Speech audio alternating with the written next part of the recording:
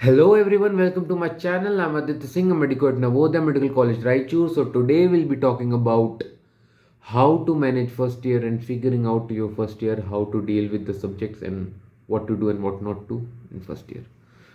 So basically अब तक तो सारे आपके कॉलेजेस स्टार्ट हो चुके होंगे. कॉलेज स्टार्ट हुए 2-3 महीने हो चुके होंगे अप्रॉक्सीमेटली. तो अभी आपके फर्स्ट इंटरनल स्टार्ट होने वाले होंगे. तो अब हम इस वीडियो में बेसिकली बात करेंगे कि आपको पढ़ना कैसे है. सब्जेक्ट वाइज बात करेंगे हम, क्या करना चाहिए क्या नहीं करना चाहिए, क्योंकि पढ़ने के लिए बहुत कुछ है, बहुत वास्ट सिलेबस है फर्स्ट ईयर का. लेकिन आपको क्या सब कुछ पढ़ना ज़रूरी है?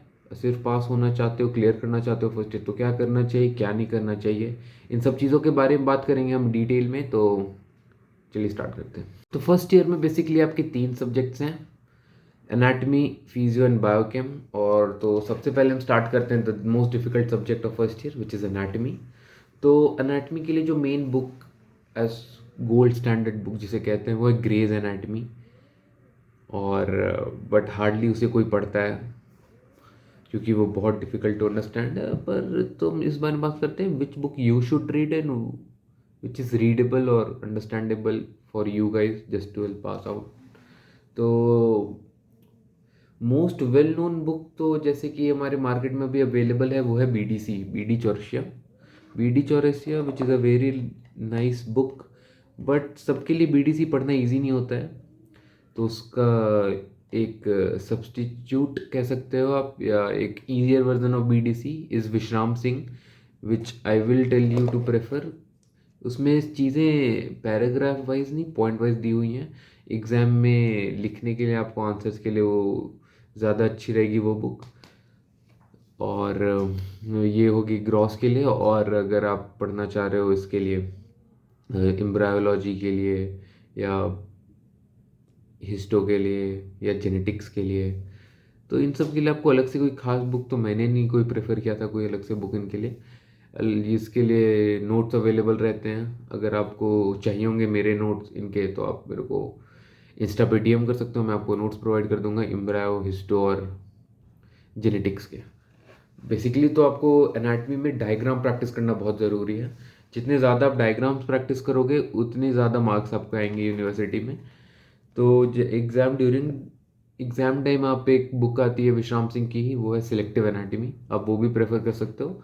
But I would rather suggest कि आप जिस बुक स्टार्टिंग से पढ़ रहे हो, no matter it is B D C और विश्राम सिंह, आप उसी पे स्टिक करो. टूवर्ड्स द एंड भी आपको बुक चेंज करने की कोई ज़रूरत नहीं, सेम बुक आपको पढ़ते रहना चाहिए. एनाटमी के बारे में मेरी तो जितना मेरी अंडरस्टैंडिंग है, मैं तो यही सजेस्ट करूँगा बार बार डायग्राम्स प्रैक्टिस करो. और जितना हो सके आप आंसर्स लिखने का ट्राई करो. क्योंकि एनाटमी अब डायसेक्शन हॉल में अगर आप ज़्यादा ध्यान दे रहे हो तो आपको चीज़ें थोड़ी ज़्यादा याद रह सकती हैं. अगर आप सिर्फ ऐसा सोचोगे कि थ्योरेटिकल बस रटते जाओ तो ऐसे काम नहीं चलेगा, क्योंकि आप फिर भूल सकते हो वो चीज़ें. डायसेक्शन में आप अच्छे से चीज़ों को, स्ट्रक्चर्स को देखो तो आपको याद रहेंगी चीज़ें ज़्यादा टाइम तक. एनाटमी में और मैं आपको एक चीज़ सजेस्ट करूंगा, वीडियो लेक्चर्स. आपको कोई भी टॉपिक नहीं समझ में आ रहा है, नहीं समझ आए या ना आए, मैं तो सजेस्ट करूंगा कोई भी टॉपिक पढ़ने से पहले उसका एक वीडियो लेक्चर देख लिया करो. आपको यूट्यूब पे अवेलेबल है जौहरी एमबीबीएस और इसेंशियल और medical sciences.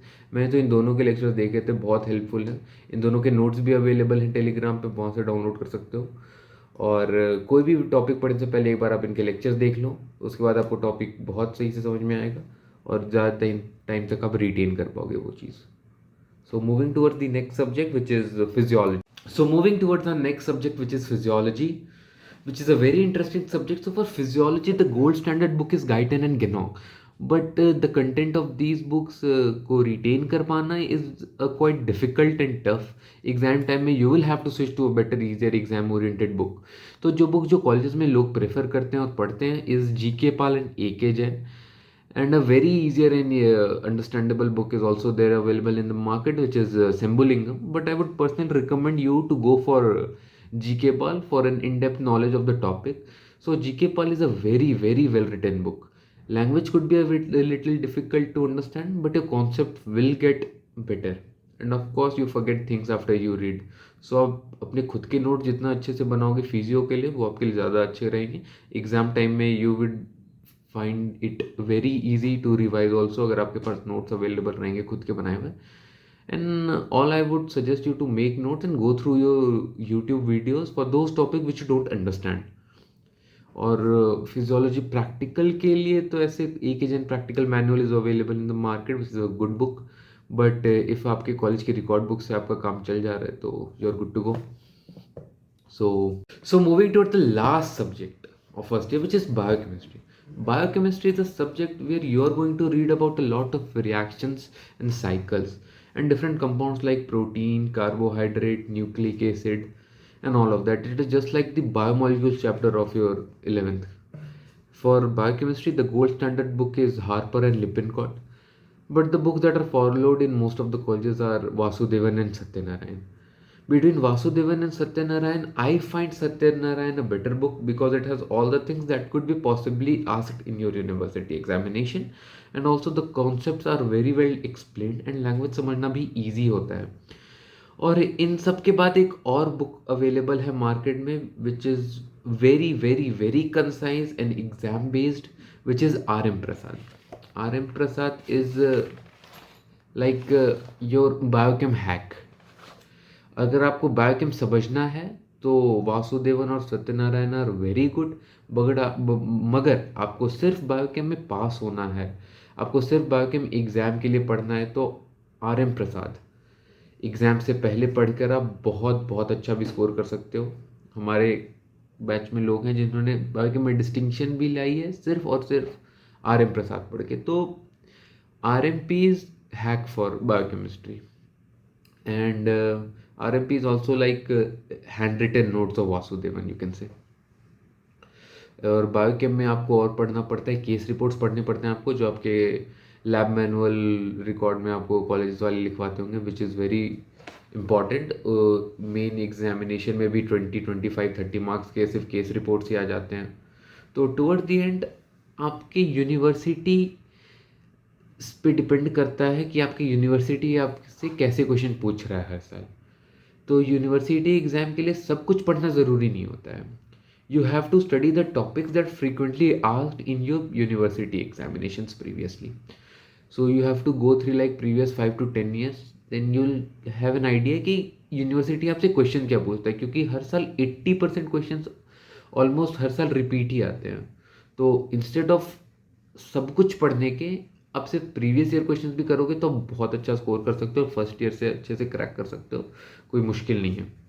And having your own notes for anat and physio is very important and helpful in the long run if you can do that. और ये हो गई बुक्स की बात और आपको क्या पढ़ना चाहिए और क्या नहीं पढ़ना चाहिए. Apart from books now will talk about other things which will be your need और आपको ज़रूरत लग रही है. जैसे do you need an iPad in first year, will you need dissection kit, will you need lancets. तो yes, इन सब के बारे में बात करते हैं. तो सबसे पहली क्वेरी सबकी रहती है क्या आईपैड लेना ज़रूरी है. तो कोई ज़रूरी नहीं होता आईपैड लेना, कोई ज़रूरी नहीं है आपके पास कोई आईपैड हो. लोग आईपैड इसलिए लेते हैं ताकि वो उसमें वीडियो लेक्चर देख सके और नोट्स बना सके. But me personally being a pen paper guy, तो मेरे को ऐसा कुछ लगता नहीं है कि मैं ले ई नोट्स बनाऊँ, आईपैड पे नोट्स बनाऊँ. तो मेरे लिए तो कोई ऐसी दिक्कत नहीं है. अगर आप हो ऐसे टेकी गाय, आपको चाहिए कि आप टैबलेट पर नोट्स बनाओ तो आप ले सकते हो, पर ऐसा कुछ मैंडेट या कोई कंपल्सन नहीं है कि आपको लेना ही पड़ेगा आईपैड. और अगर वीडियो लेक्चर देखना है तो आप किसी लैपटॉप से या किसी भी पैड टैबलेट खरीद के देख सकते हो. ज़रूरी नहीं है एप्पल आईपैड लेना आपको ज़रूरी है अगर आप एमबीबीएस कर रहे हो तो. So next thing is dissection kit. For anatomy in dissection hall you will need a dissection kit. और हमारे कॉलेजेस में और सारे कॉलेज में ऑलमोस्ट बहुत स्ट्रिक्ट है वो डाइसेक्शन किट को लेकर, तो वो आपको लेकर ज़रूर जाना है. और एनाटमी के लिए आपको एक डाइसेक्शन मैनुअल भी आता है कनिंगम का, तो वो भी आपको लेना ज़रूरी होता है. पर पढ़ने की ज़रूरत नहीं होती है उस कनिंगम को, क्योंकि मेनली आपको क्वेश्चंस जो आपके ग्रॉस एनाटमी में दिए हुए हैं और जो ग्रॉस एनाटमी का कंटेंट है वही कनिंगम में, इस जस्ट कनिंगम में आप डाइसेक्ट क्या कर रहे हो, कैसे कर रहे हो, क्या लेयर किसके नीचे क्या दिख रहा है आपको, वो है कनिंगम में. और मेनली पर आप कनिंगम रख सकते हो, but mainly focus on gross anatomy from विश्राम सिंह और बीडीसी जो भी आप यूज़ कर रहे हो. नेक्स्ट लैंसेट फिजियो प्रैक्टिकल में आपको लैंसेट की ज़रूरत पड़ेगी, क्योंकि इसमें आरबीसी डब्ल्यूबीसी टेस्ट होते हैं। उसमें आपको खुद का स्मीयर बनाना है, तो आपको एक खुद का ब्लड निकालना पड़ता है, उसके लिए आपको लैंसेट की ज़रूरत पड़ेगी। और apart from lancet, dissection kit, lab manual, histo के लैब मैनुअल आर इम्पॉर्टेंट, और नथिंग एल्स, दैट्स इट। और एक्स्ट्रा किसी चीज़ की ज़रूरत नहीं होती आपको।